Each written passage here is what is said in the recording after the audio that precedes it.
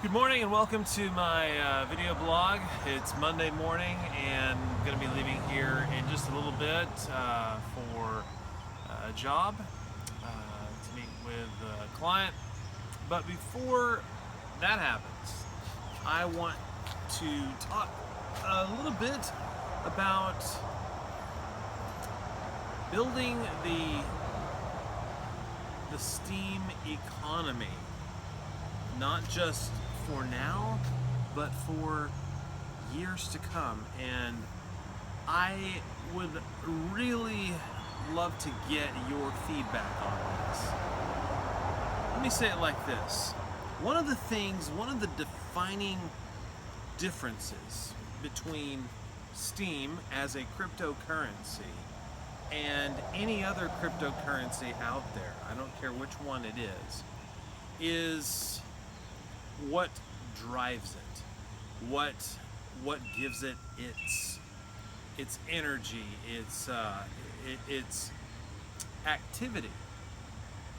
We know that Steemit is really in a way like the backbone of it in many respects. I think many of you would agree with me, because we know that with Steemit we have the ability to earn steam. We can take our steam and make it steam power, which gives us more influence. So there are some things that, and by having that steam power and having that 13-week locked in period of time before you could power it back down, I believe gives Steem the potential for added strength, because you have this commitment by the Steemian to lock something in and to say, hey, you know what, I'm going to designate that steam, keep it there for a period of time for this purpose, and I'm doing it intentionally. So that's something that, and of course just being able to drive the network and empower the network. Sure, you can mine Steem like any other crypto, but I choose to use Steemit. But going even beyond that, talking about, as I said at the beginning of this video, how do I see and how do you see Steem as the cryptocurrency moving forward? How can we drive the economy, if you want to call it that, even beyond just Steemit itself, because we want to see this thrive. We want to see people using Steem. The fact that I believe that one of the reasons why the cryptocurrency has shown the success that it's shown up until this point is because of Steemit, and that's a powerful thing. Something that no other cryptocurrency, from my perspective, has been able to effectively do. See, when you look at even traditional currencies, take the US dollar for example. Now, I could critique the US dollar and I could talk about many of the things that are going wrong with the dollar. You can say, well, it's not backed by gold. It's just paper. You could talk about our 25-cent quarters, dimes, and how back pre-1960 something, that they actually used to be mainly made up of silver. Like I forgot what percentage it was, 89% silver, and that actually meant something, because you had a something that would back it up, and now you don't. But how is the US dollar? How has the US dollar got any strength at all? Well, let's talk about what drives the US dollar. Well, we know that its petrodollar status is a big part of that, where you have countries that must convert into US dollars in order to buy oil. That's why they call it the petrodollar. And that has given strength to the US dollar. So if you're the Canadian government, or you are the British government, just using these as an examples, you would buy, or you would convert your Canadian dollars or British pounds into US dollars and then buy your oil.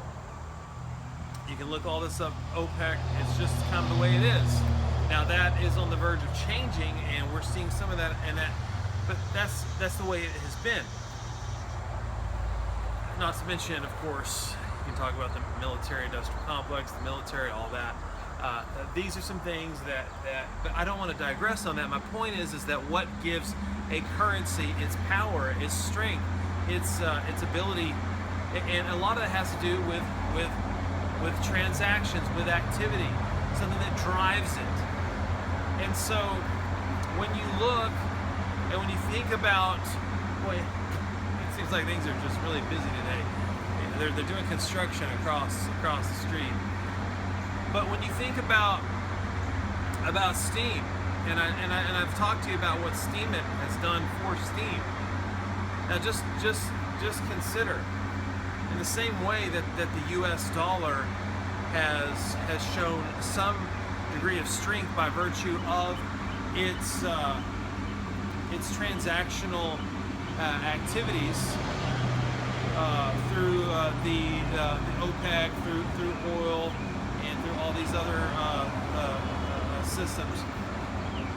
In the same way, what will the future hold for Steem? How will it be used over and above Steem? Will we use Steem to buy and sell on a broader scale? Will we be able to offer our services, whatever those services may be? Things, the abilities and talents that we have, can we offer those? And how far away are we from doing that? Or maybe you want to sell something. You know, look at eBay. Look at how people are on eBay, and they'll just take something, and here are some sunglasses I'm going to sell on eBay, and people have these reputation. They have these scores. Anyways, lost my glasses. Trying to make one, but they will sell things on there, and they've built an economy, and you know that PayPal's a big part of that. You know that, but this is what I'm talking about, where you can actually. And so, I'm curious what some of your ideas are surrounding or pertaining to the future of Steem, and how we can use it to buy and sell, and what would be a good way to do that? Like what type of platform? How would all of that come together? Because the more that you can use a currency, the more that it can be just used on a regular basis, I think the stronger that it will become. And we needed to be able to do it in a way, because I tell you, let me tell you something real quick as I close.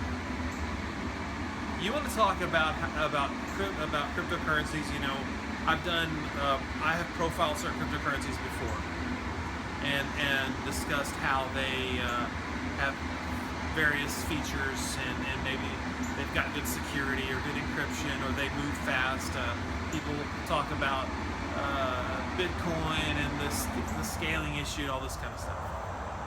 So I have been earning my Steem through Steem, curation, through blogging, all that. But just a couple of days ago, I purchased some Steem on an exchange. I wish I could have bought more, but I bought what I could. And I was amazed at how fast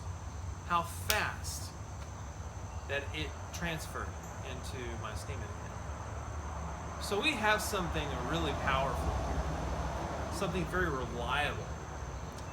And I am hopeful that we will see this cryptocurrency known as Steem become a commonly traded, commonly commonly transacted cryptocurrency, not just for investment's sake. And again, when it comes to investment, make sure you always do your own due diligence. Contact your financial advisor when doing investments. Just want to say that, but it'll go not just for investment's sake, but for everyday life, everyday transactions. That's what we're moving towards. That's what we're hoping for. So, love to get your feedback on that. How we can see that come together in greater ways. But hey, make it a great day. I've got to get going. But thanks so much for your support, your upvotes, your re-steams. You can comment below, and you can follow me at Breaking